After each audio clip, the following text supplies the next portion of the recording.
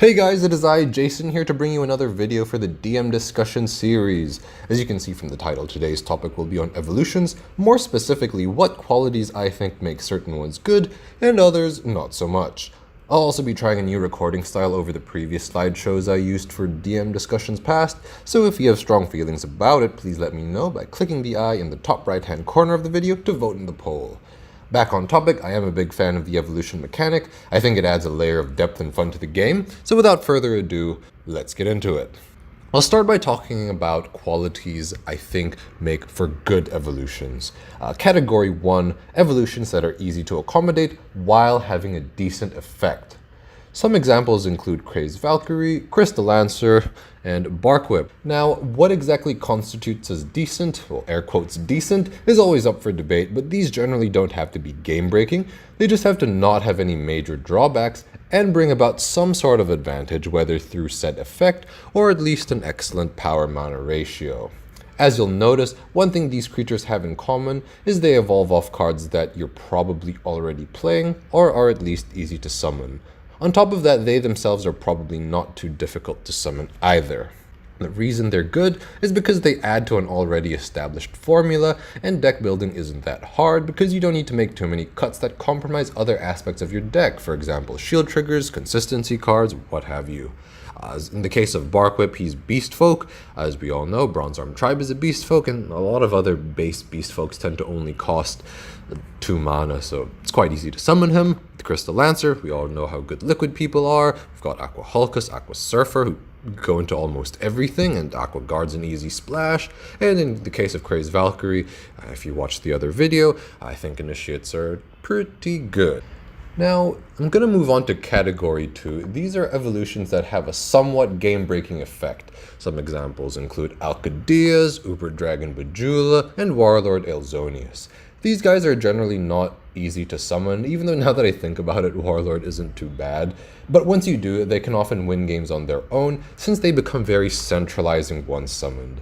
In a way, they're a bit of a gimmick and therefore require a lot of slots, and this contrasts to the guys I most recently talked about, who are fairly low maintenance. Now, what I mean by they're a bit of a gimmick and require a lot of slots are, well, in the case of Alcadias, for example, he's an Angel Command, and Angel Commands are not a race known for having high utility creatures. Sure, Ares and Valkyrie are pretty decent, but they aren't cards you're already playing, so you're going to have to dedicate slots in your deck to playing the Evo bait, as well as the card itself, like with Alcadias. With Bajula, well, you got to play some of the Dragon Evolution bait, and you've got to play Kokolupia as well. So that's what I mean by you have to dedicate slots to them. Deck building is tough but rewarding. What hopefully makes the endeavor worthwhile is the idea of pretty much winning the game when you summon the creature. The underlying assumption here is you also have to build a deck that doesn't brick. Again, the definition of what's game breaking is always up for debate, but this is the thought process we tend to follow. Now, hopefully, what I've just talked about gives you a better idea of what the desirable qualities are when it comes to evolutions, but I'll now talk about some qualities that I find don't really work. Category 3, easy to accommodate like with 1, but don't do enough. We have to be given incentive to run the evolutions. If they don't bring sufficient advantages, we're better off with something else like more creatures, speed attackers, spells, etc. This is why you don't see successful strategies with cards like Armored Cannon Balbro or Siege Bellicula the Intense. Really, summoning them isn't the problem.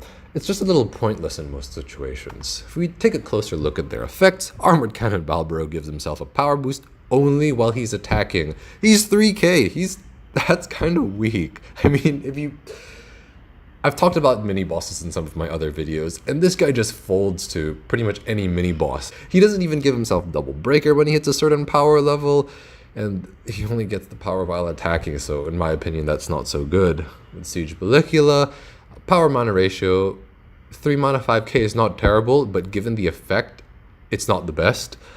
If you think about it, we've got Glyce Magicula, who's also an Initiate, who has a better power mana ratio, and a much better effect as well. The Siege Bellicula gives other light creatures in the battle zone blocker, which is not terrible, but he doesn't even give himself blocker. So it's just a combination of these guys not doing a whole lot.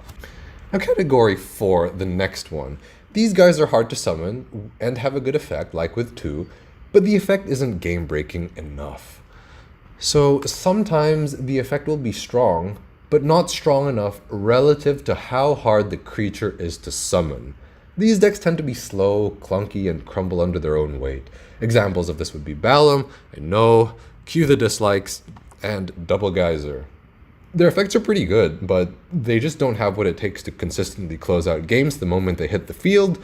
I'm not saying you should never make a deck with these cards, we just personally don't feel like they're worth the trouble. Now, if we take a closer look, with Double Geyser, 6 mana, 8k Double Breaker, very comparable stats to Crystal Lancer. Rock Beasts as a race have creatures who have decent utility, like Meteosaur and Magma Rex, but they both cost 5 mana, and they aren't automatic shoo-ins for decks. So that means you're going to sort of have to go out of your way to dedicate more slots to them to play Double Geyser, and then when Double Geyser hits the field, it's just a spastic missile and he gets Double Breaker, so not a great effect overall. With Balam, he costs 8 mana, and Demon Commands themselves are quite expensive. Yes, you have some exceptions like Daedalus, and then you have good Jirabute who has some great utility, but this is just not an easy card to summon, him costing 8 mana and his Evo Bait being expensive, so you can't even pull off some neat tricks, like with a Mako Guard Lancer. I'm sure when you summon him, he blows up the field, you can kill your opponent's boss cards, but at the cost of a total 12, 13 mana, I don't know if that's worth it.